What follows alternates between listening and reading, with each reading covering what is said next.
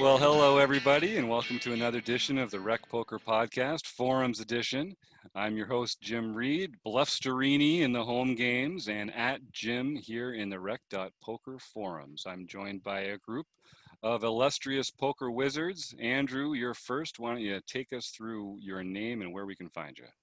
I'm Andrew Feist, and I'm dealer 412 in the PokerStars home game. I just had kings, and everybody folded to me. That was fun. I'm also at Andrew on the forums. And I'm Chris Jones. I'm 5x5 in the forums, 5x5 on PokerStars, and 5b5 on Twitter. I'm John Somsky, and I am Poker Geek MN everywhere. And I'm Rob Washam, and I'm Rabman50 everywhere. And last but not least, Taylor Moss. Taylor Moss on the forums and Gopher Boy TJM in the PokerStars home game. And as you know, every week we are brought to you by the grace of website AMP, Running Aces, Hotel, Racetrack, and Casino, and Learn Pro Poker. Also, every week, we take one discussion post from the rec.poker forums and we talk about it here with this group. And just like every week, we're all battling against each other in the rec.poker home game right now, playing on PokerStars for play money. And I'm going to fold every time you have pocket kings in the small blind, Andrew, because you gotta filter your audio feedback in these Zoom, because I had a pretty good idea. You had a good hand, and I'm just going to fold that every time. So thank you, everyone, for joining us. And we're going to talk today about a discussion post, the title of which is Facing a Lead on the River. This is a post by Binkley, one of our prolific forum champions. And we use tags here in the rec.poker forum. So this one's tagged with post flop and it's tagged with tournament. There's a few tags you can use, make up your own, but if you're writing a strategy post, please do enter those tags, because it makes it easier for us to look back and sort them out and find great hands like these to bring onto the podcast. So Binkley has a question. Here's a hand from a $6 sit and go 3 table they played on Ignition. We're in level 1 with no reads, and in general, the player pool is mostly loose passive. So the blinds are 10-20, heroes under the gun +1 with 1,500 chips, ace of clubs, jack of hearts, raises 3x to 60, and it folds around to the small blind who calls.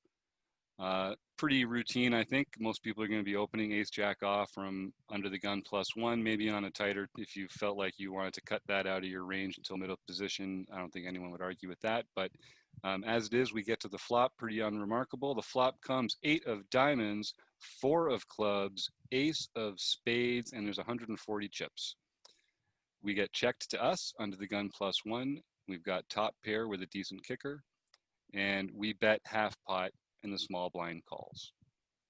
Turn brings the jack of clubs, great card for us. So 8 of diamonds, 4 of clubs, ace of spades, jack of clubs. We've got top 2, there's 280 in the pot, and the small blind checks again. We bet 190. Oops. We bet 190 and the small blind calls. If they folded, it would have been a pretty boring hand. The river brings the 6 of clubs. There's 660 in the pot, and the board reads the ace, 8 of diamonds, 4 of clubs, ace of spades, 6 jack of clubs, and 6 of clubs. The small blind leads out for half pot. What does the hero do here? So ARW has a few questions. Would this player make this river bet with worst 2 pair? Would this player make this river bet with only a flush or straight? And then he breaks down what's on the board, the different combinations of sets, 2 pairs, straights, flushes, and then there's a recap at the end. I love the thorough, comprehensive style that these guys have when they post. And it really, we can't really do it justice by going through the entire breakdown with all the different combos over the podcast. It just doesn't make good podcasting, but go to the forum to get some of that. So yeah, so we're in this spot. What does everybody think about Binkley's questions and how we might want to proceed from here? Yeah, I had a comment that I posted back to him, and there's a few things that make you a little bit uncomfortable about this river. One, the flush comes in, so now there's a flush possible. There's also a straight possible, but it's a really like obscure gut shot straight, which still should be a possibility. But the opponent took a weird line here of check call, and then now leads into us on the river. General thinking of the opponent has to be that we in this hand have a made ace or a decently strong ace. So they should really only be doing this with hands that beat a pair of aces, which is kind of the scary part because we do have a pair of aces. We have 2 pair. We're just hoping that they don't have better than that. So the flush came in, but what really benefits us is that it was a backdoor flush. So both turn and river made this a flush, which makes it less likely because they did call a flop bet. And then, like I said before, the straight is kind of an obscure straight for them to get. So this feels very much like either 2 pair or a set type of hand. We're really hoping it's not a set, but we beat all the other 2 pair that are out there. So I think it's a call, but like whenever we see this line, we can't feel that great about making this call, even though we have a pretty strong hand. Yeah, my first impression, very similar to Taylor, was that this is a 2-pair hand. Is in my first gut reaction when I saw the action on the river was that, yeah, he got a 6. That's he made his 2-pair with that 6. I got a feeling that any sets, probably you would have heard from the sets on the turn, with some sort of a check raise. I don't think they're just going to sit there and you know, loosely call or passively call with a set all the way down to the river. The only set he could possibly have is 6s, and there was another comment in the post somewhere that said, well, 6s wouldn't be around for 2 bets. They wouldn't be there on the river. So I agreed with that 100%. So I think, like I said, the first impression I had is this seems like he just said A6 and he knows he's beating ace king, so he's going for it. Yeah, and I agree about the sets. I think we hear from sets. And I think the things that I think beat us here are club draws that had a pair on the flop. So some kind of ace X of clubs, 8X of clubs, something like that. Those make sense to be calling down and then getting there by the river. And those also make sense to me about hands that want to make sure they get some value. Like, oh man, I made my flush. I hope this can't go check, and I'm out of position, so I want to get some value. So like that's the only thing I'm scared of, but that seems so. It's less likely compared to all the rest of the stuff that villain can have. So and Binkley did have the ace of clubs, so Yeah, I was going to Right. bring that up. So Right. that eliminates that top pair one. So would they Right. call 2-pair with that? Yeah, or call 2 streets. right. So yeah, I mean, I'm probably calling this. If I'm feeling really saucy, I might even raise this, but probably not. yeah, the problem with the raise is the only hands that are going to call you at that Right, moment in time right. are hands that beat you, probably. Yeah. It's possible you get. It depends how like. You can get worse 2 pairs to call you with a small Yeah, raise yeah. here, but it's very thin. And we just talked about thin value. This would be a good spot for it, Yeah, right, Chris? yeah. Yeah, well, part about thin value is knowing your player pool, right? Knowing your opponent and Hmm. what those ranges are and how they're going to respond to that kind of action. You know, thin value is always a little tricky. One of the things I like about these home games is that we're actually really getting to know each other more. We're getting to know each other's playing styles, and we're learning about each other's assumptions, and the way we break the hands down in the forum and stuff is great. Just helps us learn more about how different opponents play different ranges and that kind of thing. So that's really helpful. Is there anything else we want to talk to about this hand?